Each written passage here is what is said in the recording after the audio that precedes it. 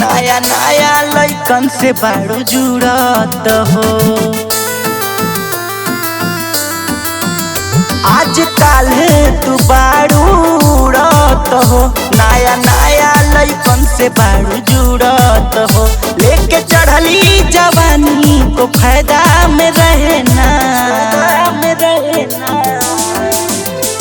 किसी दिन बनूंगी कुशीनगर की रानी, जरा फिर से कहना।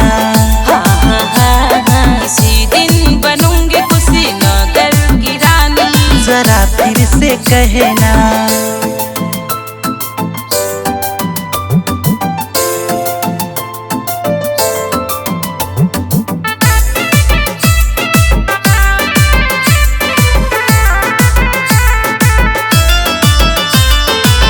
जब दुआरा पे बाजी बाजा हो, यूपी 57 बनी राजा हो।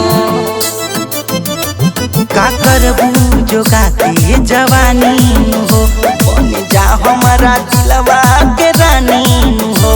तुम हवा के खेला, प्यार में न बहाना। किसी दिन बनूंगी कुशीनगर की रानी, जरा फिर से कहना। हाँ हाँ हाँ हाँ। किसी दिन बनूंगी कुशीनगर की रानी, जरा फिर से कहना।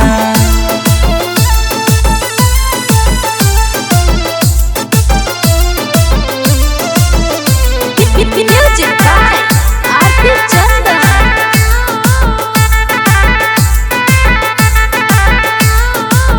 कवनो बात बाटे छुपल नु हो, रहतारू प्यार में तू डूबल नु हो।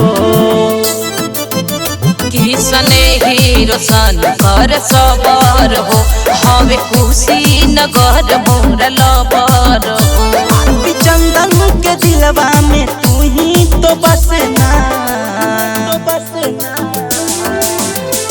किसी दिन बनूंगी कुशीनगर की रानी, जरा फिर से कहना।